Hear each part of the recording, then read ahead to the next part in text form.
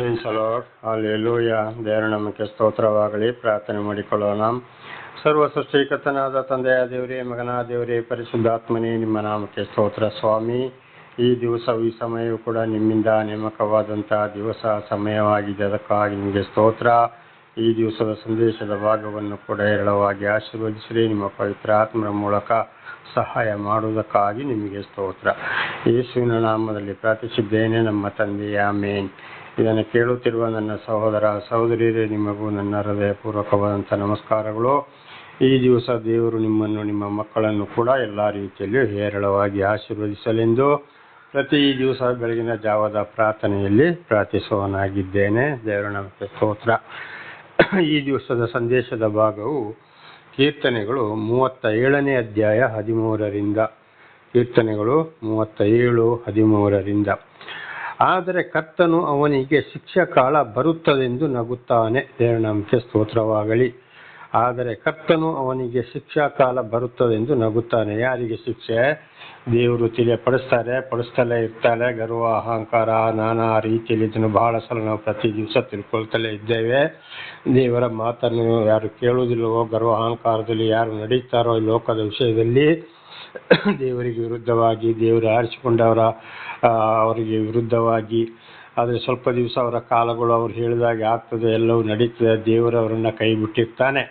ಆದರೆ ಒಂದಲ್ಲ ಒಂದು ದಿವಸ ದೇವರು ಬಿಡುವಷ್ಟು ದಿವಸ ಬಿಡುತ್ತಾನೆ. ಆಮೇಲೆ ಸರಿಯಾದ ಶಿಕ್ಷೆಯನ್ನು ಕೊಟ್ಟು, ಸಾಕಪ್ಪ ನಿಂದು ಇಲ್ಲಿಗೆ ನಿಲ್ಲು ಎಂಬುದಾಗಿ ಆ ಕುದುರೆ ಸವಾರಿಗಾರ ಓಡಿಸ್ತಾನೆ. ಅವನಿಗೆ ಎಲ್ಲಿ ಬೇಕು ಅಲ್ಲಿ ಆ ಮೂಗಿಗೆ ಹಾಕಿದಂಥ ದಾರವನ್ನು ಹಿಡಿದು ಎಳೆದು ಅಲ್ಲಿ ನಿಲ್ಲಿಸುತ್ತಾನೆ. ಅದೇ ರೀತಿ ಒಂದು ಮರ ಉದ್ದವಾಗಿ ಬೆಳೀತದೆ, ಕಡೆಗೊಂದು ಬಹಳ ಉದ್ದವಾಗಿ ಹೋಗ್ತದೆ. ದೊಡ್ಡೊಂದು ಬಿರುಗಾಳಿ ಚಂಡಮಾರುತ ಬಂದಾಗ ಅದೇನಾಗ್ತದೆ, ಅಲ್ಲಿ ಮುರಿದು ಬೀಳುತ್ತದೆ. ಅದೇ ರೀತಿ ಇವತ್ತು ಮನುಷ್ಯರು ಕೂಡ ಬೇಕಾದಾಗೆ ನಡೀತಾರೆ ಗರ್ವಾಹಂಕಾರದಲ್ಲಿ. ಆದರೆ ಆಗ ದೇವರು ಏನು ಯೋಚನೆ ಮಾಡ್ತಾನೆ? ಆಡು ನೀನು ಎಷ್ಟು ನಡೀತೀಯ, ಏನು ಮಾಡ್ತೀಯ, ಮಾಡ್ಕಪ್ಪ ಅಂತೇಳಿ ಬಿಟ್ಟು ಬಿಡ್ತಾನೆ. ಕಡೆಗೆ ಬಿಡುವಷ್ಟು ದಿವಸ ಬಿಟ್ಟು ನೋಡುವಷ್ಟು ಸಮಯ ನೋಡಿ ಆಮೇಲೆ ಒಂದೇ ಸಲ ಅವನ ಗರ್ವ ಅಹಂಕಾರಗಳನ್ನು ಒಂದಲ್ಲ ಒಂದು ರೀತಿಯಲ್ಲಿ ಮುರಿದು ಬಿಡ್ತಾನೆ.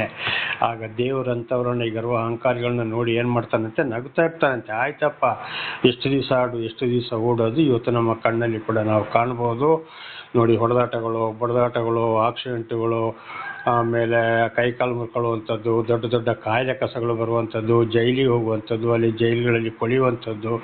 ಇವತ್ತೀಗ ನಾವು ಕೂಡ ಅದನ್ನು ಎಂತೆಂಥ ಬಲಾಢ್ಯರು, ಎಂತೆಂಥ ಹಣವಂತರು, ಏನೇನೋ ಎಂತೆಂಥ ಗ್ರೇಡಿನ ಮನುಷ್ಯರು ಕೂಡ ಜೈಲಲ್ಲಿದ್ದಾರೆ. ಜಾಮೀನು ತಗೊಂಡು ಹೊರಗಡೆ ಇದ್ದಾರೆ. ಜೈಲಲ್ಲಿ ಕೂತು ಬಂದವರು ಕೂಡ ಇದ್ದಾರೆ. ನಾನಾ ರೀತಿಯಲ್ಲಿ ಇದೆಲ್ಲ ಏನಾಗಿದೆ? ದೇವರಲ್ಲಿ ಮುರಿಯುವಂಥದ್ದು. ದೊಡ್ಡ ದೊಡ್ಡ ಕಾಯಿಲೆಗಳು, ಗಂಡ ಸರಿಯಿಲ್ಲ, ಹೆಂಡತಿ ಸರಿಯಿಲ್ಲ, ಇಲ್ಲ ಮಕ್ಕಳು ಸರಿಯಿಲ್ಲ, ಯಾವ ಒಂದು ಕಾರ್ಯಗಳು ಅವ್ರದ್ದು ನೆರವೇರುವುದಿಲ್ಲ. ಇದೆಲ್ಲ ದೇವರಿಂದ ಬರುವಂಥ ಶಿಕ್ಷೆ. ಹಾಗೆ ಇವರು ಆಡುವಾಗ ದೇವರು ಅವರನ್ನು ಏನು ಮಾಡ್ತಾ ಇರ್ತಾನೆ ನೋಡಿ ನಗ್ತಾ ಇರ್ತಾನೆ. ಎಷ್ಟು ದಿವಸ ಆಡ್ತೀಯ, ಆಡು. ಇದು ಕಣ್ಣಲ್ಲಿ ಕಂಡಿದ್ದೇವೆ, ಈಗಲೂ ಕೂಡ ನಾವು ಕಾಣ್ತಾ ಇದ್ದೇವೆ. ಇದನ್ನು ನಾವು ತಿಳ್ಕೊಳ್ಬೇಕಾದ್ರೆ ದೇವರ ಜ್ಞಾನ ನಮ್ಮಲ್ಲಿರಬೇಕು. ಪ್ರತಿಯೊಂದು ವಾಕ್ಯವನ್ನು ಗಮನಿಸ್ತಾ ಇರಬೇಕು. ದೇವರ ನಮಗೆ ಸ್ತೋತ್ರ. 14. ದುಷ್ಟರು ದೀನ ದರಿದ್ರರನ್ನು ಕಡಿದು ಬಿಡಬೇಕೆಂದು ಕತ್ತಿಯನ್ನು ಹಿರಿದಿದ್ದಾರೆ. ದುಷ್ಟರು ದೀನ ದರಿದ್ರರನ್ನು, ಈಗ ದುಷ್ಟರು ಯಾರಪ್ಪ ಅಂದರೆ, ಒಬ್ಬರಿಗೆ ಒಂದು ಬಡವನಿಗೊಂದು ಮನೆ ಇರ್ತದೆ, ಅವನಿಗೆ ಬರೀ ಒಂದು ಮನೆಯೇ ಇರೋದು. ಅಯ್ಯೋ, ಅದನ್ನು ಹೇಗಾರು ಮಾಡಿ ಅಕ್ಕಪಕ್ಕದವರು ಬಲಾಢ್ಯರು, ಹಣವಂತ ಅವ್ರನ್ನ ಓಡಿಸ್ಬೇಕು. ಅವ್ರಿಗೆ ಸ್ವಲ್ಪ ದುಡ್ಡು ಕೊಟ್ಟು ಯಾವುದಾರ ಒಂದು ಕಾಯಿಲೆ, ಕಷ್ಟ, ಸಂಕಟ, ದುಃಖಗಳು ಬಂದಾಗ ಅವರು ಕೇಳಿದಾಗ ಅವರಿಗೆ ಕೊಟ್ಟು ಅದನ್ನು ವಶಪಡಿಸಿಕೊಳ್ಳುವಂಥದ್ದು. ಅದೇ ರೀತಿ ಅವರಲ್ಲೇನಾದರೂ ಆಭರಣಗಳು, ಬೆಳ್ಳಿ ಬಂಗಾರ ಇದ್ದರೆ ಅದನ್ನು ತಗೊಳ್ಳುವಂಥದ್ದು, ಅದಕ್ಕೆ ಬಡ್ಡಿ ಏರಿಸುವಂಥದ್ದು, ಅವರಿಗೆ ಕೊಡೋಕ್ಕಾಗೋದಿಲ್ಲ. ಅದೇ ರೀತಿ ಏನಾದರೂ ಹಸುಗಳಿದ್ದರೆ ಹಸುಗಳನ್ನು ತಗೊಳ್ಳೋದು, ಕುರಿ, ಮೇಕೆ ಅಂದರೆ ಆಡುಗಳನ್ನು ಕೂಡ ತೆಗೆದುಕೊಳ್ಳುವಂಥದ್ದು. ಒಟ್ಟಿನಲ್ಲಿ ಅವ್ರನ್ನ ಪೂರ್ತಿ ನಮ್ಮ ವಶ ಮಾಡಬೇಕು. ಕೊಟ್ಟು ಬಡ್ಡಿಗೆ ಬಡ್ಡಿ ಏರಿಸಬೇಕು ಅಂತೇಳಿ ಈ ರೀತಿಯಲ್ಲಿ ಕೂಡ ಏನು ಮಾಡ್ತಾರೆ? ದೀನ ದರಿದ್ರರನ್ನು ಕಡಿದು ಬಿಡಬೇಕೆಂದು ಕತ್ತಿಯನ್ನು ಹಿರಿದಿದ್ದಾರೆ. ಈ ರೀತಿ ಮಾಡಿಯೇ ಇವತ್ತು ಅನೇಕರು ಏನು ಮಾಡ್ತಾ ಇದ್ದಾರೆ? ಆಸ್ತಿ ಪಾಸ್ತಿ ಸಂಪಾದನೆ ಮಾಡ್ತಾ ಇದ್ದಾರೆ. ಇವತ್ತು ಉದಾಹರಣೆಗೆ ರಾಜಕಾರಿಗಳನ್ನೇ ತಗೊಳ್ಳೋರು. ಒಂದು ಕಡೆ ಒಂದು ಕಂಪ್ನಿಯವರಿಗೆ ಜಾಗ ಬೇಕು ಅಂತಾದರೆ ಅವ್ರ ಕೈಯಿಂದ ಕೋಟಿ ಕಮಿಷನ್ ತಗೊಂಡು ಅದರಲ್ಲಿ ಯಾರು ಬಡವರು ಇಲ್ಲ, ಅದರಲ್ಲಿ ಯಾರು ರೈತರೇ ಇಲ್ಲ, ಅದು ಬಂಜರು ಭೂಮಿ, ಇಂಥ ಭೂಮಿ ಅಂತ ರೆಕಾರ್ಡು, ಸುಳ್ಳು ರೆಕಾರ್ಡು ಮಾಡಿಸಿ ಅಲ್ಲಿ ಅವ್ರನ್ನ ಎಲ್ಲರನ್ನ ಒಕ್ಕಲೆಬ್ಬಿಸಿ ಅವರ ಅಧಿಕಾರದ ಮೇಲೆ ಸರ್ವನಾಶ ಮಾಡಿಬಿಟ್ಟು ಇವತ್ತು ಈ ರೀತಿ ಸಂಪಾದನೆ ಮಾಡೋರು ಕೂಡ ಇದ್ದಾರೆ. ಈಗಿನ ರಾಜಕಾರಣಿ ಮಂತ್ರಿಗಳಲ್ಲಿ ಇದು ಕೂಡ ನೀವು ಕೂಡ ಈ ಮಾಧ್ಯಮಗಳಲ್ಲಿ ಇದನ್ನು ನೋಡ್ತಾ ಇರಬಹುದು, ನೋಡಿದ್ದೀರಿ. ಈಗಲೂ ಕೂಡ ನಡೀತಲೇ ಇದೆ. ಒಂದೊಂದು ಮಾನವರು ಹೇಳ್ಕೊಂಡು ದೇವಸ್ಥಾನಗಳಿಗಾಗಿ ಇಡೀ ಬಡ ಬಗ್ಗರನ್ನ ಓಡಿಸಿ ಮಾಡಿಸಿ ಎಷ್ಟು ಸಾವಿರ ಕಟ್ಲ ಎಕರೆ ಜಾಗವನ್ನು ಆ ದೇವರಿಗೆ ಈ ದೇವರಿಗೆ ಅಂತೇಳಿ ಮಾಡಿಕೊಂಡವರು ಮೆರೆದಿದ್ದಾರೆ. ಬಡವರನ್ನೆಲ್ಲ ಓಡಿಸಿ ಸರ್ವನಾಶ ಮಾಡಿದ್ದಾರೆ, ಕೊಲೆ ಕೂಡ ಮಾಡಿದ್ದಾರೆ.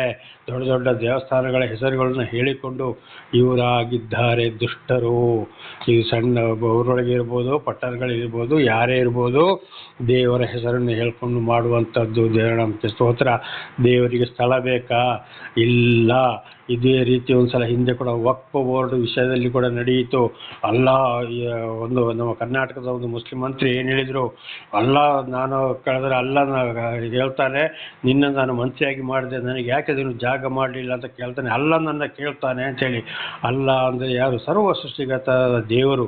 ಆ ದೇವರಿಗೆ ಜಾಗ ಬೇಕಾ? ಇನ್ನೊಬ್ಬರನ್ನ ಹಾಳು ಮಾಡುತ್ತೆ ಏನಾದರೂ ಹೇಳಿದಾನ? ಇಲ್ಲ. ನೋಡಿ, ಇಂಥವರಾಗಿದ್ದಾರೆ ದುಷ್ಟರು.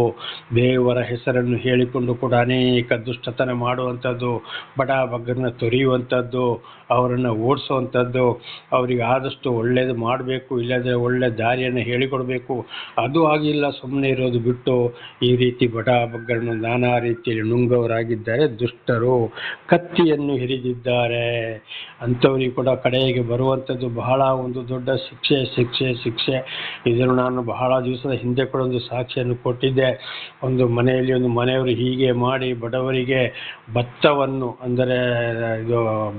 ಕೂಡ ಬಡ್ಡಿಗೆ ಕೊಟ್ಟು, ದುಡ್ಡು ಬಡ್ಡಿಗೆ ಕೊಟ್ಟು, ಏನೇನೋ ಮಾಡಿ ಕಡೆಗೆ ಅವರವರೇ ಹೊಡ್ಕೊಂಡು ಏನೇನೋ ಒಬ್ಬರು ಬಂಟಲಾದ, ಒಬ್ಬ ನೀರಲ್ಲಿ ಸತ್ತು ಹೋದ, ಇನ್ನೊಬ್ಬನ ಮಗ ಕೂಡ ಸತ್ತು ಹೋದ, ಏನೆಲ್ಲೋ ಪರಿಸ್ಥಿತಿ ಬಂದು ಹೋಯಿತು. ಅದೇ ರೀತಿ ಕಡೆಗೆ ಆಗ ದೇವರಲ್ಲಿ ನಗ್ತಾ ಇರ್ತಾನೆ ಅಂತ ಹಿಂದೆ ನಾವು ತಿಳ್ಕೊಂಡಿದ್ದು. ಅದುವೇ ಒಂದು ಶಿಕ್ಷೆ ಬಂದೇ ಬರುತ್ತದೆ, ಬರದೆ ಎಲ್ಲಿಗೂ ಹೋಗುವುದೇ ಇಲ್ಲ. ದೇವರ ನಾಮಕ್ಕೆ ಸ್ತೋತ್ರವಾಗಲಿ. ಆದ್ದರಿಂದ ದುಷ್ಟತನ ಇರಬಾರ್ದು, ಅವರಿಗೆ ಶಿಕ್ಷೆ ಇದ್ದೇ ಇದೆ. ಆದರೆ ಏನು ಮಾಡಿದ್ರು ಏನು ಆಗೋದಿಲ್ಲಪ್ಪ ಅಂತ ಇರ್ತಾರೆ. ಯಾಕೆ? ಅವರಲ್ಲಿ ಪಾಪದ ಕೊಡವು ತುಂಬಿದೆ, ನಾಶಕ್ಕೆ ಹೋಗ್ತಾ ಇದ್ದೀವಿ ಅಂತ ಅವರಿಗೆ ಗೊತ್ತಿಲ್ಲ. ಯಥಾರ್ಥರನ್ನು ಕೊಂದು ಹಾಕಬೇಕೆಂದು ಬಿಲ್ಲನ್ನು ಎತ್ತಿದ್ದಾರೆ. ನೋಡಿ, ಯಥಾರ್ಥರು ಇದ್ದಾಗೆ ಮಾತಾಡೋರು, ನ್ಯಾಯ ಪ್ರಶ್ನೆ ಮಾಡೋರು, ಅವರಿಗಾಗಿರ್ಬೋದು, ಇತರರಿಗೆ ಆಗ್ಬೋದು. ಇನ್ನು ಇವನ ಬಿಟ್ಟರೆ ಆಗೋದಿಲ್ಲ, ಇವನಿಂದ ನಮಗೆ ಬಹಳ ಕಷ್ಟ ಇದೆ, ಎಲ್ರಿಗೂ ಈ ರೀತಿ ಹೇಳಿಕೊಡ್ತಾ ಇದ್ದಾನೆ, ಎಲ್ಲರ ಪರವಾಗಿ ಮಾತಾಡ್ತಾ ಇದ್ದಾನೆ ಅಂಥೇಳಿ ಅಂಥವ್ರನ್ನು ಕೊಲ್ಲಿಕ್ಕೆ ಕೂಡ ಪ್ರಯತ್ನ ಮಾಡ್ತಾರೆ, ಕೊಂದಿದ್ದಾರೆ. ಈಗಲೂ ಕೂಡ ಗೊತ್ತಿಲ್ಲದೆ ಅದುವೇ ನಡೀತಾ ಇದೆ. ಎಷ್ಟೆಷ್ಟೋ ಲಕ್ಷ ಅವರಿಗೆ ದುಡ್ಡು ಕೊಟ್ಟು ಅವರಿಗೆ ಅವರಿಗೆ ಉಪಾಯವನ್ನು ಹೇಳಿಕೊಟ್ಟು ಕೊಲೆ ಮಾಡಿ ನಾಪತ್ತೆ ಮಾಡಿದವರು ಇದ್ದಾರೆ. ಈಗಲೂ ಕೂಡ ಅದುವೇ ನಡೀತಾ ಇದೆ ಈ ರಾಜಕಾರಣಿಗಳಲ್ಲಿ, ದೊಡ್ಡ ದೊಡ್ಡ ಆಸ್ತಿವಂತರಲ್ಲಿ ಕೂಡ.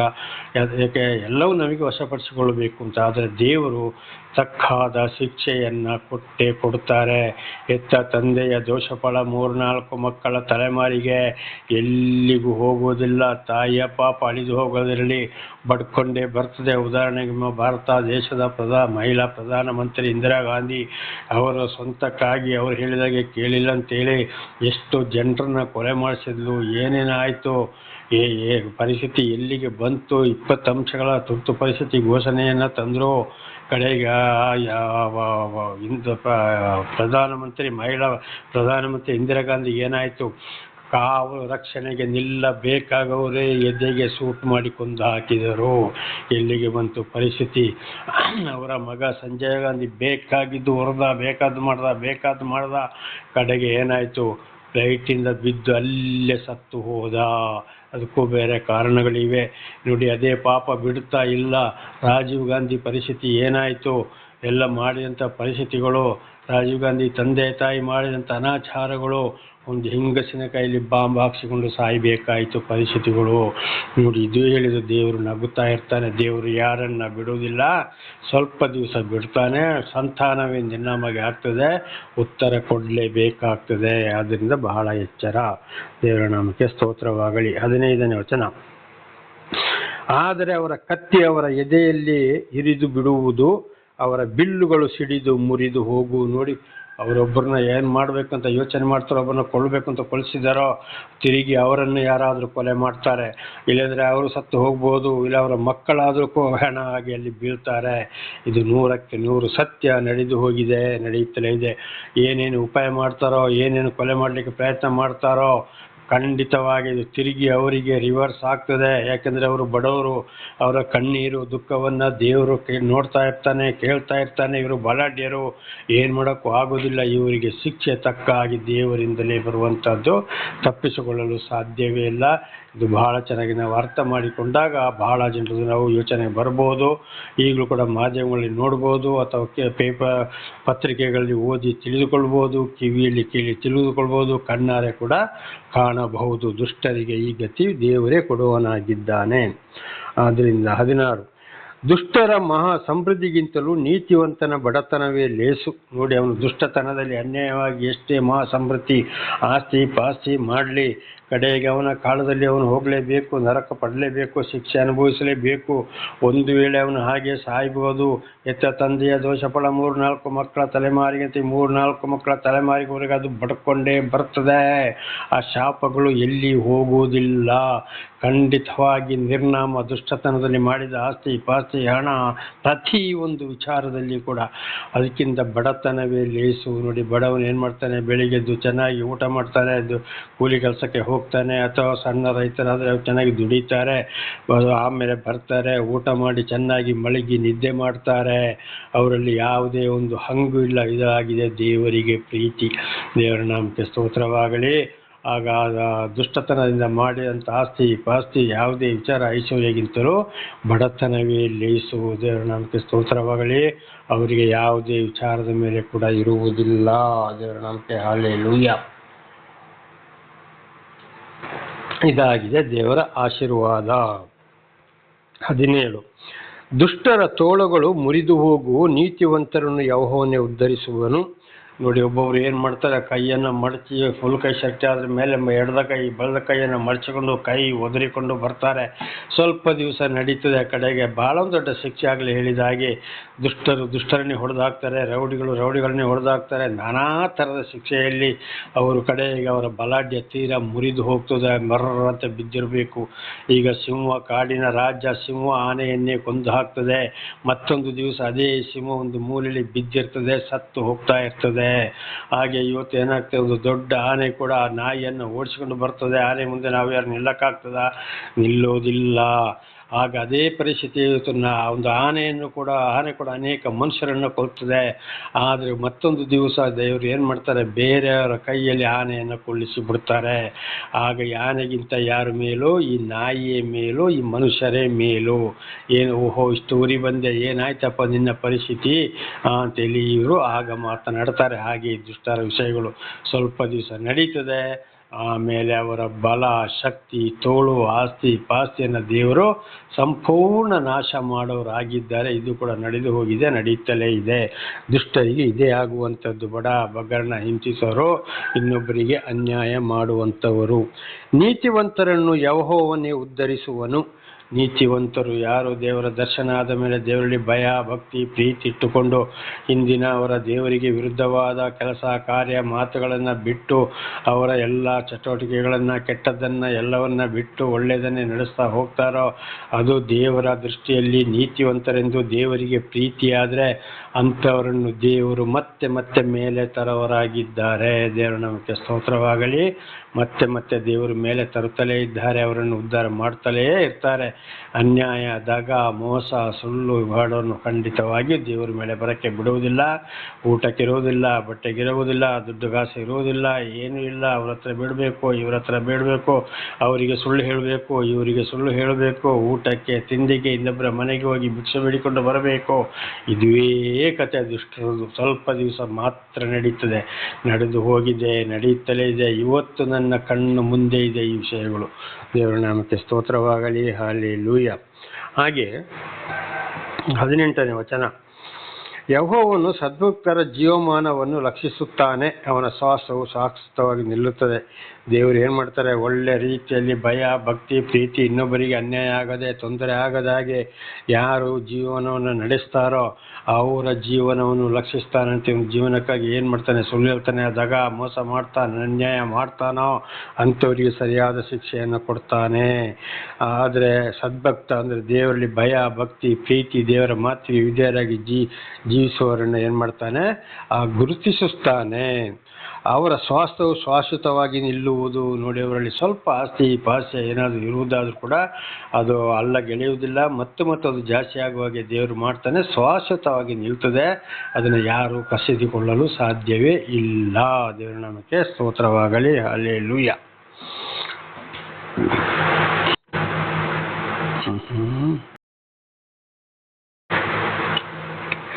19ನೇ ವಚನ. ಅವರ ಸ್ವಾಸ್ಥ್ಯಕ್ಕೆ ನಿಲ್ಲುವುದಾಯಿತು, ಅವರಿಗೆ ವಿಪತ್ಕಾಲದಲ್ಲಿಯೂ ಆಶಾಭಂಗವಾಗುವುದಿಲ್ಲ. ಯಾವುದೇ ಕಷ್ಟ ಸಂಕಟ ದುಃಖ ಎಂತೆಂಥ ಪ್ರಕೃತಿ ನಿಯಮದಲ್ಲಿ ಕೂಡ ಭೂಮಿಗೆ ಕೂಡ ನಾನಾ ರೀತಿ, ಈಗ ಚಂಡಮಾರುತಗಳು ಸುನಾಮಿಗಳು ಏನೇನೋ ಬರುತ್ತವೆ, ಬರಗಾಲ ಬರುತ್ತದೆ. ಆದರೂ ಅವರಿಗೆ ಯಾವುದೇ ಕಾರಣಕ್ಕೂ ದೇವರವರನ್ನು ಬಿಡುವುದಿಲ್ಲ. ಅವರಿಗೆ ಬೇಕಾದ ಅನುದಿನದ ಆಹಾರವನ್ನು, ಮೈಗೆ ಬಟ್ಟೆ, ಆರೋಗ್ಯವನ್ನು ಕೊಟ್ಟು ಎಲ್ಲದವನ್ನು ಕೊಟ್ಟು ಅಂಥವರನ್ನು ಸದ್ಭಕ್ತರನ್ನು ಮಾತ್ರ, ಅಂದರೆ ದೇವರೊಂದಿಗೆ ವಾಕ್ಯಕ್ಕೆ ವಿಧೇಯರಾಗಿ ಇನ್ನೊಬ್ಬರಿಗೆ ಏನು ತೊಂದರೆ ಮಾಡದೆ ದೇವರ ಮಾತಿಗೆ ಯಾರು ವಿಧೇಯರಾಗಿ ಜೀವಿಸ್ತಾರೋ ಅಂಥವರಿಗೆ ಯಾವುದೇ ತೊಂದರೆ ಬರುವುದಿಲ್ಲ. ದೇವರ ನಾಮಕ್ಕೆ ಸ್ತೋತ್ರವಾಗಲಿ. ಅಂಥವರನ್ನು ದೇವರೇ ಒಂದಲ್ಲ ಒಂದು ರೀತಿಯಲ್ಲಿ ರಕ್ಷಿಸ್ತಾ ಬರ್ತಾರೆ. ಇಂಥವರು ಕೂಡ ಅನೇಕರು ಇದ್ದಾರೆ, ಸಾಕ್ಷಿಗಳಿದ್ದಾರೆ. ಉದಾಹರಣೆಗೆ ನಾನೇ ಇದ್ದೀನಿ. ದೇವರ ನಾಮಕ್ಕೆ ಸ್ತೋತ್ರ. ಬರಗಾಲದಲ್ಲಿಯೂ ಅವರಿಗೆ ಕೊರತೆ ಇಲ್ಲ. ನೋಡಿ, ಇದು ಬರಗಾಲ, ಮಳೆ ಬಾರದೆ ಏನು ಮಾಡಿದರೂ ಕೂಡ ಅವರಿಗೆ ಕೊರತೆ ಆಗುವುದೇ ಇಲ್ಲ. ದೇವರ ನಾಮಕ್ಕೆ ಸ್ತೋತ್ರವಾಗಲಿ. ಒಂದಲ್ಲ ಒಂದು ರೀತಿಯಲ್ಲಿ ದೇವರವರನ್ನು ರಕ್ಷಿಸ್ತಾ ಬರ್ತಾರೆ. ದಿವಸಕ್ಕೆ 3 ಹೊತ್ತು ತಿನ್ನುವುದಾದರೂ 2 ಹೊತ್ತಾದರೂ ಕೊಡ್ತಾರೆ, 2 ಹೊತ್ತು ತಿನ್ನದಿದ್ದರೂ 1 ಹೊತ್ತು ಕೊಡ್ತಾರೆ. ಆಗ ಅದನ್ನು 3 ಹೊತ್ತು ನೀನು ಇಷ್ಟಿಷ್ಟೇ ಸ್ವಲ್ಪವನ್ನಾದರೂ ನೀನು ತಿನ್ನಪ್ಪ ಅಂತ ದೇವರವರಿಗೆ ಎಂಥ ಬರಗಾಲ ಬಂದರೂ ಕೂಡ ಅವರಿಗೆ ಕೊರತೆ ಮಾಡುವುದಿಲ್ಲ. ಉದಾಹರಣೆಗೆ ಒಂದು ಎಲಿಯ ಪ್ರವಾದಿನ ಈಜೆಬೆಲ್ ಎಂಬ ಒಂದು ದೇವರನ್ನ ಅರಿತ ಸ್ತ್ರೀ, ಎಲಿಯ ಪ್ರವಾದಿ ಸರಿಯಾಗಿ ಅವಳ ವಿಚಾರವನ್ನು ಅವಳಿಗೆ ಹೇಳಿದಾಗ, ಅವಳ ತಪ್ಪುಗಳನ್ನು ತಿಳಿಸಿದಾಗ, ಅವಳ ಸ್ನೇಹಿತರೊಂದಿಗೆ ಎಲಿಯ ಪ್ರವಾದಿನ ಕೊಲೆ ಮಾಡಲು ಬಂದಾಗ, ದೇವರು ಎಲಿಯನನ್ನು ಕಾಡೊಳಗೆ ನಡೆಸಿದಾಗ ಊಟಕ್ಕೆ ಯಾವುದೂ ಇರಲಿಲ್ಲ. ಒಂದು ವಿಧವೆ ಹತ್ರ ಸ್ವಲ್ಪ ಹಿಟ್ಟು ಮತ್ತು ಸ್ವಲ್ಪ ಎಣ್ಣೆ ಮಾತ್ರ ಇತ್ತು. ನೋಡಿ, ದೇವರು ನೇರವಾಗಿ ಆ ವಿಧವೆ ಹತ್ರ ಕಳಿಸಿದಳು. ಆ ವಿಧವೆಗೊಬ್ಬ ಮಗನು ಇದ್ದ. ಎಲಿಯ ಪ್ರವಾದಿಗೆ ದೇವರು ಜ್ಞಾನವನ್ನು ಕೊಟ್ಟು ಅಲ್ಲಿ ಎಲಿಯ ಪ್ರವಾದಿ ಹತ್ರ ಮಾತಾಡಿಸ್ತಾರೆ. ನೋಡಮ್ಮ, ನನಗೊಂದು ಚಿಕ್ಕ ರೊಟ್ಟಿ ಮಾಡಿಕೊಡು, ನನಗೆ ನನ್ನ ಮಗಳಿಗೆ ಸಾಲದು, ನಿನಗೆಲ್ಲಿ ಕೊಡಲಿಯಪ್ಪ, ಅದರೊಟ್ಟಿಗೆ ಒಂದು ತುಂಡು ರೊಟ್ಟಿಯನ್ನು ನನಗೆ ಕೊಡಪ್ಪ, ಆಗ ನೋಡಿ ಏನಾಗ್ತದೆ ನೋಡು ಅಂತ ಎಲಿಯ ಪ್ರವಾದಿ ಹೇಳಿದ. ವಿಧವೆಯ ಮೂಲಕ ದೇವರು ಎಲಿಯನಿಗೆ ಅದನ್ನು ಕೊಡಿಸಿದರು. ಆಮೇಲೆ ಏನಾಯಿತು, 3 ವರ್ಷ 6 ತಿಂಗಳು ಮಳೆ ಬಾರದಿದ್ದರೂ ಕೂಡ ಆ ವಿಧವೆ ಹತ್ರ ಇದ್ದ ಹಿಟ್ಟು ಆರಲಿಲ್ಲ, ಎಣ್ಣೆಯೂ ಆರಲಿಲ್ಲ. ಇಡೀ ಊರೇ ಬರಗಾಲ ಬಂದು ಹೋದ್ರು. ನೋಡಿ, ಆ ಪ್ರವಾದಿಗೆ 1 ತುಂಡು ರೊಟ್ಟಿಯನ್ನು ಅಲ್ಲಿ ಕೊಡಿಸಿದ್ರು. ದೇವರ 1 ತುಂಡು ರೊಟ್ಟಿಯಲ್ಲಿ ಪ್ರವಾದಿಯ ಹೊಟ್ಟೆಯನ್ನು ತುಂಬಿಸಿದ್ರು. ಅದೊಂದು ಕಾರ್ಯ ನಡೆಯಲೇಬೇಕಾಯಿತು. ದೇವರ ನಾಮಕ್ಕೆ ಸ್ತೋತ್ರವಾಗಲಿ. ನೋಡಿ, ಕಾಗೆಗಳನ್ನು ದೇವರು ಉಪಯೋಗಿಸಿಕೊಂಡು ರೊಟ್ಟಿ ಮತ್ತು ಮಾಂಸವನ್ನು ಕಾಗೆಗಳ ಮೂಲಕ ತಂದು ಕೊಟ್ಟರು. ಆಯಿತು, ತಿಂದ ಎಲಿಯ ಪ್ರವಾದಿ ಕುಡಿಯೋಕ್ಕೆ ನೀರಿಲ್ಲ. ಆಗ ದೇವರ ಹತ್ರ, ನೋಡಪ್ಪ, ಅಲ್ಲಿ ಆ ಗಿಡದ ಕೆಳಗಡೆ ಒಂದು ಗುಂಡಿ ಇದೆ, ಅದರಲ್ಲಿ ನೀರಿದೆ, ಅಲ್ಲಿ ನೀನು ಅದನ್ನು ಹೋಗಿ ಕುಡಿ ಎಂಬುದಾಗಿ ಜ್ಞಾನವನ್ನು ಕೊಟ್ಟರು. ಜ್ಞಾನವನ್ನು ಕೊಟ್ಟು ಅಲ್ಲಿ ನಡೆಸಿದ್ರು. ಅಲ್ಲಿ ನೀರಿತ್ತು, ಕುಡ್ದ, ತಿಂದ, ನೆರಳಿನಲ್ಲಿ ವಿಶ್ರಾಂತಿಯನ್ನು ಪಡ್ಕೊಂಡ. ದೇವರ ನಮಗೆ ಸ್ತೋತ್ರ. ಹಾಗೆ ಒಂದಲ್ಲ ಒಂದು ರೀತಿಯಲ್ಲಿ ದೇವರು ಕೂಡ ಏನು ಮಾಡ್ತಾರೆ, ಬರಗಾಲದಲ್ಲಿಯೂ ಕೂಡ ಅವರಿಗೆ ಕೊರತೆ ಇರುವುದಿಲ್ಲ. ಎಂಥ ಚಂಡಮಾರುತ ಬಿರುಗಾಳಿ ಬರಲಿ, ದೇವರು ಇನ್ನೊಬ್ಬರ ಮೂಲಕವಾದರಲ್ಲಿ ರಕ್ಷಣೆ ಕೊಡ್ತಾರೆ. ಅವರಿಗೆ ಬೇಕಾಗಿದ್ದನ್ನು ಅಲ್ಪ ಸ್ವಲ್ಪ ಆದರೂ ಕೊಟ್ಟು ರಕ್ಷಿಸ್ತಾರೆ. ಇದು ಕೂಡ ನನ್ನ ಜೀವಿತದಲ್ಲಿ ಬಹಳಷ್ಟು ವಾಕ್ಯದಲ್ಲಿ, ಈ ಗ್ರಂಥಗಳಲ್ಲಿ ಬರೆದಿರುವ ವಿಷಯಗಳಲ್ಲಿ ನನ್ನ ಜೀವಿತದಲ್ಲಿ ಬಹಳಷ್ಟು ನಡೆದು ಹೋಗಿದೆ. ದೇವರ ನಾಮಕ್ಕೆ ಸ್ತೋತ್ರವಾಗಲಿ. ಈಗಲೂ ನಡೆಯುತ್ತಲೇ ಇದೆ. ಆದ್ದರಿಂದ ನಮ್ಮ ಭಯ ಭಕ್ತಿ ಯಾರಲ್ಲಿರಬೇಕು? ದೇವರಲ್ಲಿಯೇ ಇರಬೇಕು. ದೇವರನ್ನು ಇತರರ ಮೂಲಕ ತಿಳಿಯಪಡಿಸಿದಾಗ ಅದು ಪ್ರೀತಿಯಲ್ಲಿ ತಿಳಿಯಪಡಿಸುವಂಥದ್ದಾಗಿದೆ. ದೇವರ ನಾಮಕ್ಕೆ ಸ್ತೋತ್ರ. 20ನೇ ವಚನ. ದುಷ್ಟರು ನಾಶವಾಗಿ ಹೋಗುವರು, ಯೆಹೋವನ ವೈರಿಗಳು ಹುಲ್ಲುಗಾವಲುಗಳ ಸೊಗಸಿನಂತಿದ್ದು ಮಾಯವಾಗುವರು, ಅವರು ಹಬೆಯಂತೆ ತೂರಿ ಅಡಗಿ ಹೋಗುವರು. ನೋಡಿ, ದುಷ್ಟರು ನಾಶವಾಗಿ ಹೋಗ್ತಾರೆ. ವಿರುದ್ಧವಾದವರು, ದೇವರಿಗೆ ವಿರುದ್ಧವಾದವರು, ದೇವರ ಮಾತಿಗೆ ವಿರುದ್ಧವಾದವರು, ದೇವರ ಆರಿಸಿಕೊಂಡವರಿಗೆ ವಿರುದ್ಧವಾದವರು, ಗರ್ವ ಅಹಂಕಾರದಲ್ಲಿ ಮೆರೆದವರು ನಾಶವಾಗಿ ಹೋಗ್ತಾರೆ. ಯೆಹೋವನ ವೈರಿಗಳು ಹುಲ್ಲುಗಾವುಗಳ ಸೊಗಸಿನಂತಿದ್ದು ಮಾಯವಾಗುವರು. ಸ್ವಲ್ಪ ದಿವಸ ದುಷ್ಟರು ಬೆಳೀತಾರೆ. ಆಸ್ತಿ ಪಾಸ್ತಿ, ಮನೆ, ಬೆಳ್ಳಿ, ಬಂಗಾರ, ದುಡ್ಡು, ದೊಡ್ಡ ದೊಡ್ಡ ಗಾಡಿಗಳು, ಹೆದರ್ಸೋದು ಬದರ್ಸೋದು ಬಹಳ ಜೋರಾಗಿರ್ತಾರೆ. ಹುಲ್ಲುಗಾವಲುಗಳಲ್ಲಿ ಮಳೆಗಾಲದಲ್ಲಿ ಇಬ್ನಿಯಲ್ಲಿ ಹುಲ್ಲು ಹೇಗಿರ್ತದೆ ಹಾಗೆ ಅದೇ ಮಳೆಗಾಲ ಮುಗಿದ ಮೇಲೆ, ಇಬ್ಬನಿ ನಿಂತು ಹೋದ ಮೇಲೆ ಯಾವ ರೀತಿ ಹುಲ್ಲು ಒಣಗಿಕೊಂಡು ಬರ್ತದೋ, ದುಷ್ಟರು ಅದೇ ರೀತಿ ಕಡೆಗೆ ಮಾಯವಾಗಿ ಹೋಗ್ತಾರೆ, ಸರ್ವನಾಶವಾಗ್ತಾರೆ. ಬಹಳ ಎಚ್ಚರ. ಅವರು ಹಬೆಯಂತೆ ತೂರಿ ಅಡಗಿ ಹೋಗುವರು. ಹಬೆಯಂತೆ ಅಂದರೆ ಇವತ್ತೊಂದು ಕಡೆ ಜೋರಾಗಿ ಬೆಂಕಿ ಹಾಕ್ತೀವಿ, ಹೊಗೆ ಬರ್ತದೆ, ಮೇಲೆ ಏರ್ತದೆ, ಸ್ವಲ್ಪ ಹೊತ್ತು ಆಗೋತ್ತಿಗೆ ಹೊಗೆ ಕಾಣುವುದೇ ಇಲ್ಲ, ಮಾಯವಾಗಿ ಹೋಯಿತು. ಅದು ಗಾಳಿಗೆ ಎಲ್ಲಿ ಹೋಯ್ತು ಅಂತಲೇ ಗೊತ್ತಿಲ್ಲ. ಅದೇ ರೀತಿ ದುಷ್ಟರು ಸ್ವಲ್ಪ ದಿವಸ ಮಾತ್ರ ಮೆರೀತಾರೆ, ನಡೀತಾರೆ, ಎಲ್ಲ ಆಡ್ತದೆ. ಆಮೇಲೆ ಏನು ಮಾಡಬೇಕು? ಅವರು ಸಂಪೂರ್ಣ ನಾಶವಾಗುವಂಥದ್ದು ಖಂಡಿತ. ನಡೆದು ಹೋಗಿದೆ, ನಡೀತಲೇ ಇದೆ. ಕಣ್ಣುಗಳು ಈಗಲೂ ಇದನ್ನು ಕಂಡಿದ್ದಾವೆ, ಕಾಣ್ತಲೇ ಇದ್ದೇವೆ. ಆದ್ದರಿಂದ ನಾವು ಅಂಥವರಿಂದ ದೂರವಿದ್ದು ದೇವರಲ್ಲಿ ಭಯ ಭಕ್ತಿಯಲ್ಲಿ ನಾವು ದೇವರನ್ನೇ ಹಿಂಬಾಲಿಸಿ ಜೀವಿಸಬೇಕು. ಆಗಲೇ ದೇವರ ಆಶೀರ್ವಾದ. 21. ದುಷ್ಟನು ಸಾಲ ಮಾಡಿಕೊಂಡು ತೀರಿಸಲಾರದೆ ಹೋಗುವನು, ನೀತಿವಂತನು ಪರೋಪಕಾರಿಯಾಗಿ ಧರ್ಮ ಕೊಡುವನು. ನೋಡಿ, ದೇವರ ನಾಮಕ್ಕೆ ಸ್ತೋತ್ರ.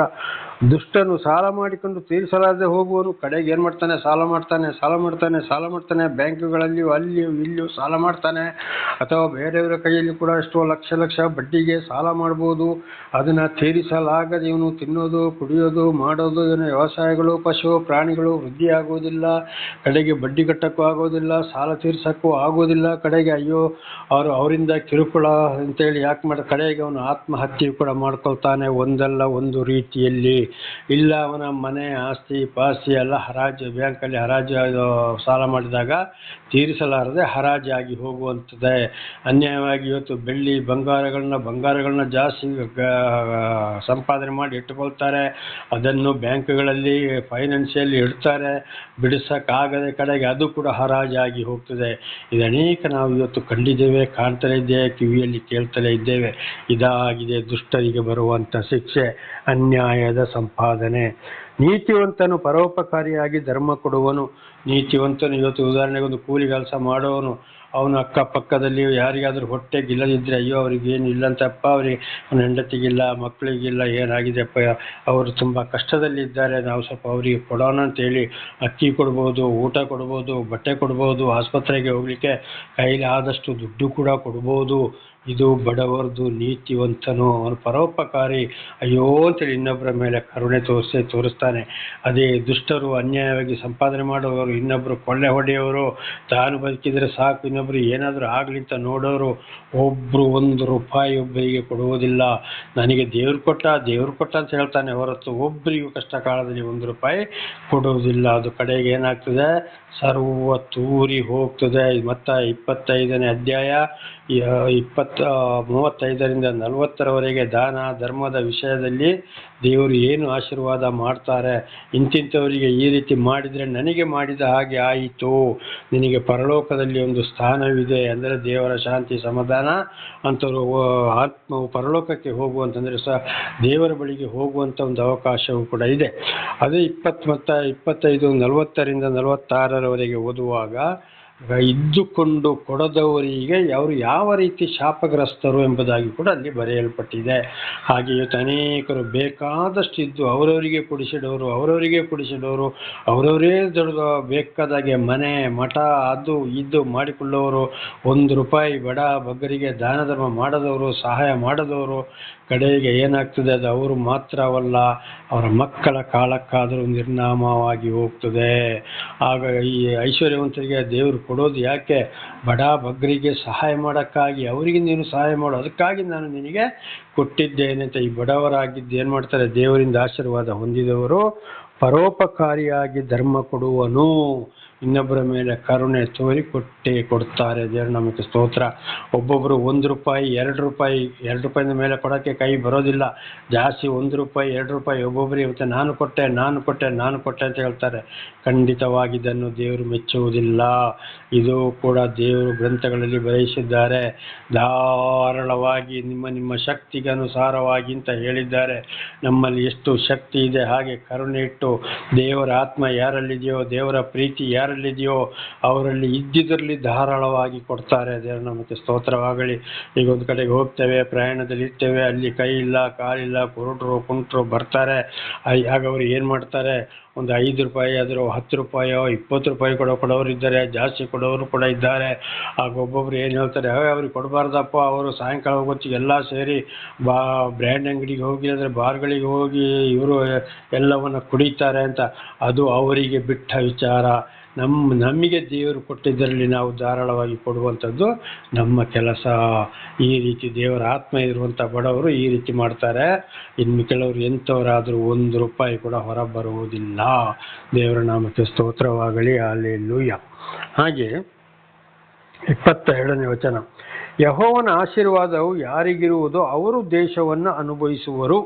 ನೋಡಿ, ದಾನ ಧರ್ಮ ಕೊಡಬೇಕು, ಮನಸ್ಸು ಮಾಡಬೇಕು, ಒಳ್ಳೆ ಮನಸ್ಸು ಅಂಥೇಳಿ ಧಾರಾಳವಾಗಿ ಇದ್ದಿದ್ರಲ್ಲಿ ಧಾರಾಳವಾಗಿ ಕೊಡೋರು ಅವರು ಮಾತ್ರ ದೇಶವನ್ನು ಅನುಭವಿಸುವವರು. ಅಂದರೆ ದೇವರು ತಾಯಿಯ ಗರ್ಭದಿಂದ ನಾವು ಹೊರಗೆ ಬರುವಾಗಲೇ ಎಲ್ಲಿ ಜೀವಿಸಬೇಕು, ಹೇಗೆ ಜೀವಿಸಬೇಕು, ಎಷ್ಟು ಕೊಡಬೇಕು, ಪ್ರತಿಯೊಂದನ್ನು ದೇವರೇ ತೀರ್ಮಾನ ಮಾಡಿ ಇಟ್ಟಿದ್ದಾರೆ. ಇದು ಕೀರ್ತನೆಗಳಲ್ಲಿ 139ನೇ ಕೀರ್ತನೆ 13ರಿಂದ 16ರವರೆಗೆ ಓದುವಾಗ ಅಲ್ಲಿ ಸ್ಪಷ್ಟವಾಗಿದು ಬರೆಯಲ್ಪಟ್ಟಿದೆ. ದೇವರ ನಾಮಕ್ಕೆ ಸ್ತೋತ್ರವಾಗಲಿ. ಹಾಗೆ ಅನೇಕ ಕಡೆ ಬರೆಯಲ್ಪಟ್ಟಿದೆ. ಪ್ರತಿಯೊಂದು ಮೊದಲೇ ತೀರ್ಮಾನ ಮಾಡಿ ಇಟ್ಟಿದ್ದಾರೆ. ಆಗ ಅದನ್ನು ನಾವು ಅನುಭವಿಸಿ ಜೀವಿಸಬೇಕಾದ್ರೆ, ದೇವರ ಆಶೀರ್ವಾದವನ್ನು ಪಡ್ಕೊಳ್ಬೇಕಾದ್ರೆ ಈ ರೀತಿ ನೀತಿವಂತರಾಗಿ ದಾನ ಧರ್ಮ ಪರೋಪಕಾರಿಯಾಗಿ ಯಾರು ಇರ್ತಾರೋ ಅವರು ಮಾತ್ರ ಸ್ವಾಸ್ಥ್ಯವಾಗಿ ಪಡೆಯುತ್ತಾರೆ. ಅವರ ಸಂತಾನ ಬಲಿಷ್ಠವಾಗಿ ಹೋಗ್ತಾರೆ. ಅವರ ಮಕ್ಕಳು ಒಳ್ಳೆಯದಾಗ್ತಾ ಹೋಗ್ತಾರೆ. ಖಂಡಿತವಾಗಿ ದುಷ್ಟತನದ ಐಶ್ವರ್ಯ ಅಥವಾ ಅವರು ಹೇಳ್ಬೋದು, ನಾನು ಒಂದು ಅಧಿಕಾರಿ, ನನಗಿಷ್ಟು ಲಕ್ಷ, ನನಗಿಷ್ಟು ಅಷ್ಟು, ನಾನು ಲಂಚ ತಗೊಳ್ಳಿಲ್ಲ, ಅದು ಮಾಡಲಿಲ್ಲ, ಇದು ಮಾಡಲಿಲ್ಲ, ಸರಿ, ನಿನಗಷ್ಟು ಸಂಬಳ ಇದೆ, ನಿನಗೆ ಕೊಟ್ಟಿದ್ದು ಯಾರು, ಪ್ರತಿಯೊಂದಕ್ಕೂ ಕಾರಣ ಯಾರು, ದೇವರು. ಅದರಲ್ಲಿ ನೀನು 10ರಲ್ಲಿ 1 ಭಾಗ ದಶಾಂಶ ಕೊಟ್ಟಿದ್ದೀಯಾ? ಇಲ್ಲ. ಅಥವಾ ಇದ್ದಷ್ಟು ನೀನು ಕೊಟ್ಟಿದ್ದೀಯಾ? ನಿನ್ನಲ್ಲಿ ಧಾರಾಳವಾಗಿದೆ. ಇದಾಗಿದೆ ದುಷ್ಟರ ಬುದ್ಧಿ. ದೇವರು ನಮಗೆ ಸ್ತೋತ್ರವಾಗಲಿ. ಹಲ್ಲೆಲೂಯಾ. ಅದಕ್ಕೆ ಹೇಳಿದ್ದು, ಯೆಹೋವನ ಆಶೀರ್ವಾದವು ಯಾರಿಗಿರುವುದು ಅವರು ದೇಶವನ್ನು ಅನುಭವಿಸೋರು. ಆಗ ಅವ್ರಿಗೆ ಕೊಟ್ಟಿದ್ದನ್ನು ಅವರು ಸಂತೋಷವಾಗಿ ಸ್ವೀಕಾರ, ಶಾಂತಿ, ಸಮಾಧಾನ, ಆರೋಗ್ಯ, ಅವರ ಹೆಂಡತಿ, ಮಕ್ಕಳು, ಪಶು, ಪ್ರಾಣಿ, ಕೆಲಸ, ಕಾರ್ಯ ಎಲ್ಲದರಲ್ಲಿ ಒಳ್ಳೆಯದಾಗ್ತದೆ. ಆಗ ಇಂತು ಕೊಟ್ಟದವರಿಗೂ ಕೂಡ ಒಂದೊಂದು ಸಲ ಶಿಕ್ಷೆ ಬರ್ತದಲ್ಲ ಅಂತ ವಿಚಾರ ಮಾಡ್ತಾರೆ. ಹೌದು, ಅವರು ಕೆಲವೊಂದು ವಿಷಯಗಳಲ್ಲಿ ಅಲ್ಲಿ ತಪ್ಪಿ ಹೋಗಿರ್ತಾರೆ. ಆದರೆ ದೇವರಿಂದ ಆಯ್ಕೆಗೊಂಡವರು ಅದನ್ನು ಸಂಪೂರ್ಣವಾಗಿ ತಿಳಿಯಪಡಿಸ್ತಾರೆ. ದೇವರು ಆಗಾಗ ಅವ್ರನ್ನ ಎಚ್ಚರಿಸ್ತಾ ಇರ್ತಾರೆ ಅಂಥವ್ರ ಮುಖಾಂತರ. ಆದರೆ ಅವರು ಒಂದೊಂದು ಸಲ ಏನಾಗ್ತದೆ, ಈ ಮನುಷ್ಯನ ಆಸೆ ಅಂತ ಹೇಳುವಂಥದ್ದು ಹಣದ ಮೇಲೆ ಹೋಗ್ತದೆ. ಅಷ್ಟೇ ಕೊಟ್ಟರೆ ಸಾಕು, ಇಷ್ಟೇ ಕೊಟ್ಟರೆ ಸಾಕು, ಅವರು ಬರ್ತಾರೆ, ಇವರು ಬರ್ತಾರೆ, ಅದು ಮಾಡೋಣ, ಇದು ಮಾಡೋಣ, ಆ ಮನೆ ಹಾಗೆ ಮಾಡಬೇಕು, ಮನೆ ಹೀಗೆ ಮಾಡಬೇಕು, ಅಂಥ ಬಟ್ಟೆ, ಇಂಥ ಬಟ್ಟೆ, ನಾನಾ ರೀತಿಯಲ್ಲಿ ಮನುಷ್ಯರ ಒಂದು ಆಸೆಗಳು ಈ ರೀತಿಯಲ್ಲಿ ಹೋಗ್ತವೆ. ದೇವರಲ್ಲಿ ಭಯ, ಭಕ್ತಿ, ಪ್ರೀತಿ ಇರ್ತದೆ. ಆದರೆ ಕೆಲವೊಂದರಲ್ಲಿ ಅವರ ಮನಸ್ಸು ಕಡಿಮೆ ಮಾಡ್ತದೆ, ಕೈ ಗಿಡ್ಡ ಮಾಡಿಕೊಳ್ತಾರೆ. ಆವಾಗ ಬರುವಂಥ ಶಿಕ್ಷೆ ಇದುವೇ. ಇದು ಇಬ್ರಿಯ 12ನೇ ಅಧ್ಯಾಯದಲ್ಲಿ ಸ್ಪಷ್ಟವಾಗಿ ಬರೆಯಲ್ಪಟ್ಟಿದೆ. ದೇವರು ಯಾರನ್ನು ಪ್ರೀತಿಸ್ತಾನೋ ಅವರನ್ನು ತನ್ನ ಮಗನೆಂದು ಹೊಡೆಯುತ್ತಾರೆ. ದೇವರ ಶಿಕ್ಷೆಯನ್ನು ತಾತ್ಸಾರ ಮಾಡಬೇಡ. ಆಗ ಮನಸ್ಸು ಕೈ ಗಿಡ್ಡಾದರೆ, ಯಾಕೆ ನನ್ನನ್ನು ಅರಿತುಕೊಂಡು ನಾನು ನಿನಗೆ ದರ್ಶನವನ್ನು ಕೊಟ್ಟು ನಿನ್ನನ್ನು ಈ ಮಟ್ಟಕ್ಕೆ ಮಾಡಿದ ಮೇಲೆ ಯಾಕೆ ನಿನಗೆ ಈ ಒಂದು ಸಣ್ಣ ಬುದ್ಧಿಯನ್ನು ಮಾಡಿದೆ ಅಂತ ಹೇಳಿ ದೇವರು ಅಲ್ಲಿ ಒಂದೊಂದು ಶಿಕ್ಷೆಯನ್ನು ಕೊಡುವಂಥದ್ದು, ಅದು ನಷ್ಟವನ್ನು ಅನುಭವಿಸುವಂಥದ್ದು. ದೇವರ ನಾಮಕ್ಕೆ ಸ್ತೋತ್ರವಾಗಲಿ. ಹಾಗೆ ಸಂಪೂರ್ಣವಾಗಿ ದೇವರ ವಾಕ್ಯಕ್ಕೆ ಯಾರು ವಿಧೇಯರಾಗಿ ಜೀವಿಸ್ತಾರೋ ಅವರು ದೇಶದಲ್ಲಿ ಬಹಳ ಚೆನ್ನಾಗಿ ಜೀವಿಸ್ತಾರೆ. ಅವರ ಮಕ್ಕಳು ಕೂಡ ಆಶೀರ್ವಾದ ಹೊಂದುತ್ತಾರೆ. ಇದು ಸರ್ವ ಸೃಷ್ಟಿಕರ್ತನಾದ ಭಗವಂತ ಪರಮಾತ್ಮನ ಯೇಸು ಕ್ರಿಸ್ತನ ಅಲ್ಲಾ ದೇವರ ಮಾತಾಗಿದೆ. ದೇವರ ನಾಮಕ್ಕೆ ಸ್ತೋತ್ರವಾಗಲಿ. ಹಲ್ಲೆಲೂಯಾ. ಆತನ ಶಾಪವು ಯಾರಿಗಿರುವುದೋ ಅವರು ತೆಗೆದುಹಾಕಲ್ಪಡುವರು. ನೋಡಿ, ದೇವರ ಶಾಪ ಇಲ್ಲದ ಆಶೀರ್ವಾದ ಇಲ್ಲದ ಹೋಗಿದರೆ ಶಾಪಗ್ರಸ್ತರು ಅಂದರೆ ಈ ಕೊಡದವರು ನಾನಾ ರೀತಿ ದುಷ್ಟರು ಯಾರೆಂಬುದನ್ನು ಚೆನ್ನಾಗಿ ತಿಳಿದುಕೊಂಡಿದ್ದೇವೆ. ಇಂಥವ್ರು ಏನೇ ಮಾಡಿದರೂ ಯಾವ ಕಾರ್ಯ ಒಳ್ಳೆಯದಾಗೋದಿಲ್ಲ. ಅವರ ಭೂಮಿಗಳು ಫಲ ಕೊಡುವುದಿಲ್ಲ, ಪ್ರಾಣಿ ಪಕ್ಷಿಗಳು ಚೆನ್ನಾಗಿ ಬೆಳೆಯುವುದಿಲ್ಲ, ಮಕ್ಕಳು ಚೆನ್ನಾಗಿ ಬೆಳೆಯುವುದಿಲ್ಲ, ದುಃಖ, ಕಣ್ಣೀರು, ಕಾಯಿಲೆ, ಕಷ್ಟಗಳು, ಮಕ್ಕಳಿಗೆಲ್ಲ ಒಬ್ಬೊಬ್ಬರಿಗೆ ಒಂದೊಂದು ಥರದ ಬುದ್ಧಿಗಳು, ನಾನಾ ರೀತಿ ಶಾಪ, ಕಣ್ಣೀರು. ಆಗಲೇ ಅದನ್ನೇ ಹೇಳಿದ್ದು. ಮತ್ತು 25:40 46 ಯಾರ ಮನಸ್ಸು, ಯಾರಲ್ಲಿ ದಾನ ಧರ್ಮ ಕರುಣೆ ಇಲ್ವೋ ಅವರು ಯಾವ ರೀತಿ ಶಾಪಗ್ರಸ್ತರಾಗ್ತಂತೇಳಿ ಮತ್ತು 25:40 ಬೈಬಲಲ್ಲಿ ಸ್ಪಷ್ಟವಾಗಿ ಬರೆಯಲ್ಪಟ್ಟಿದೆ. ಮಹಾಭಾರತದಲ್ಲಿ ಕೂಡ ಭಗವದ್ಗೀತೆಯಲ್ಲಿ ಶ್ರೀಕೃಷ್ಣ ಪರಮಾತ್ಮನು ಇದನ್ನೇ ಹೇಳಿದ್ದಾರೆ. ಅಲ್ಲಾಹ ದೇವರು ಕುರಾನಲ್ಲಿ ಕೂಡ ಮೊಹಮ್ಮದ್ ಪೈಗಂಬರವರ ಮುಖಾಂತರ ಇದನ್ನೇ ಬರೆಸಿದ್ದಾರೆ. ದೇವರ ನಾಮಕ್ಕೆ ಸ್ತೋತ್ರವಾಗಲಿ. ಹಲ್ಲೆಲೂಯಾ. 23ನೇ ವಚನ. ಸತ್ಪುರುಷನ ಗತಿಸ್ಥಾಪನೆಯು ಯೆಹೋವನಿಂದಲೇ ಆಗಿದೆ, ಆತನು ಅವರ ಪ್ರವರ್ತನೆಯನ್ನು ಮೆಚ್ಚುತ್ತಾನೆ. ಸತ್ಪುರುಷನ ಗತಿಸ್ಥಾಪನೆಯು ಯೆಹೋವನಿಂದಲೇ. ನೋಡಿ, ದೇವರ ವಾಕ್ಯ, ದೇವರು ಆರಿಸಿಕೊಂಡ ಮೇಲೆ ವಾಕ್ಯಕ್ಕೆ ವಿಧೇಯರಾಗಿ ಜೀವಿಸಿ ಭಯ ಭಕ್ತಿ ಪ್ರೀತಿಯಿಂದ ಕೆಟ್ಟದನ್ನು ತೊರೆದು ದೇವರಿಗೆ ವಿರುದ್ಧವಾದುದನ್ನು ತೊರೆದು ಜೀವಿಸಿದಾಗ ಅವರ ಮುಂದಿನ ಗತಿ ಪ್ರತಿಯೊಂದು ದೇವರದ್ದೇ. ಅವರನ್ನು ಹೇಗೆ ನಡೆಸಬೇಕು, ಏನು ಕೊಡಬೇಕು, ಅವರ ಮಕ್ಕಳನ್ನು ಏನು ಮಾಡಬೇಕು, ಯಾವ ರೀತಿಗೆ ಇವರ ತಗೊಂಡು ಹೋಗಬೇಕು ಅಂತೇಳಿ ದೇವರೇ ನಡೆಸುವವರಾಗಿದ್ದಾರೆ. ಅದಕ್ಕೆ ಹೇಳೋದು, ದಯವಿಟ್ಟು ದೇವರು ಆರಿಸಿಕೊಂಡವರ ಮುಖಾಂತರ ಸತ್ಯವನ್ನು ತಿಳಿಸ್ತಾ ಬರುವಾಗ ಇಂದಿನ ಜೀವಿತವನ್ನು ಬಿಟ್ಟು ದೇವರ ಬಳಿಗೆ ಬನ್ನಿರಿ, ದೇವರ ಮಾತಿಗೆ ಕಿವಿಗೊಡಿರಿ, ವಾಕ್ಯಕ್ಕೆ ವಿಧೇಯರಾಗಿ ಜೀವಿಸಿರಿ ಎಂಬುದಾಗಿದೆ. ನಮಗೆ ಸ್ತೋತ್ರ. ಆತನು ಅವನ ಪ್ರವರ್ತನೆಯನ್ನು ಮೆಚ್ಚುತ್ತಾನೆ. ನೋಡಿ, ಅಂಥವರ ಮನಸ್ಸು ಮಾತುಗಳನ್ನು ಮಾತ್ರ ದೇವರು ಮೆಚ್ಚುತ್ತಾರೆ. ಇಲ್ಲ ನಮಗೆ ದೇವರು ಬೇಕು, ಪ್ರಪಂಚನೂ ಬೇಕು, ಅದು ಬೇಕು, ಇದು ಬೇಕು, ಎಲ್ಲವೂ ಬೇಕು ಅಂತಲೇ ವಿರುದ್ಧವಾಗಿ ಹೋಗುವುದಾದರೆ ಎಷ್ಟೇ ಪ್ರಾರ್ಥನೆ ಮಾಡಿದ್ರು, ಏನೇ ಮಾಡಿದ್ರು ಅಲ್ಲಿ ದೇವರು ಕೈ ಕೊಡುವುದಿಲ್ಲ. ದೇವರು ಅದನ್ನು ಮೆಚ್ಚುವುದೇ ಇಲ್ಲ. ದೇವರ ನಮಗೆ ಸ್ತೋತ್ರ. ಯಾರು ದೇವರ ವಾಕ್ಯಕ್ಕೆ ವಿಧೇಯರಾಗಿ ಜೀವಿಸ್ತಾರೋ, ದೇವರನ್ನು ಮೆಚ್ಚಿಸ್ತಾರೋ, ಅಂಥರ ಪ್ರವರ್ತನೆ, ಅಂಥವರ ಮಾತು, ನಡೆ, ನುಡಿ ಕೂಡ ದೇವರು ನಡೆಸ್ತಾರೆ. ಪ್ರಾರ್ಥನೆಗೂ ಕೂಡ ದೇವರು ಕಿವಿ ಕೊಡುತ್ತಾರೆ. ಅಂಥವ್ರನ್ನು ಮಾತ್ರ ಮೆಚ್ಚುತ್ತಾರೆ ಹೊರತು ಈ ಲೋಕದ ವಿಷಯದಲ್ಲಿ ಹೋಗುವವರನ್ನ, ದೇವರನ್ನ ನಂಬಿದವರನ್ನ ಏನು ಮಾಡಿದ್ರು ಕೂಡ ದೇವರು ಕೂಡ ಮೆಚ್ಚುವುದಿಲ್ಲ.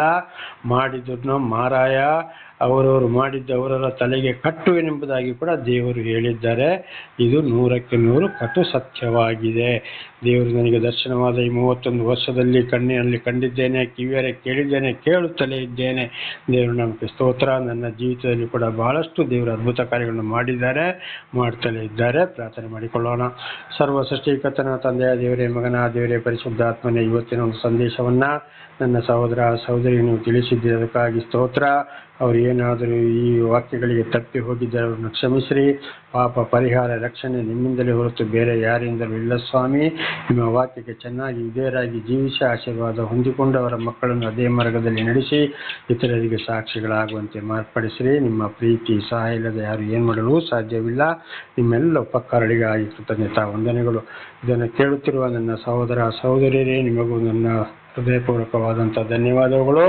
ದೇವರು ನಿಮ್ಮನ್ನು, ನಿಮ್ಮ ಮಕ್ಕಳನ್ನು ಎಲ್ಲ ರೀತಿಯಲ್ಲಿ ವಿಶೇಷವಾದ ಜ್ಞಾನ, ಶಾಂತಿ, ಸಮಾಧಾನ, ಆರೋಗ್ಯ ಕೊಟ್ಟು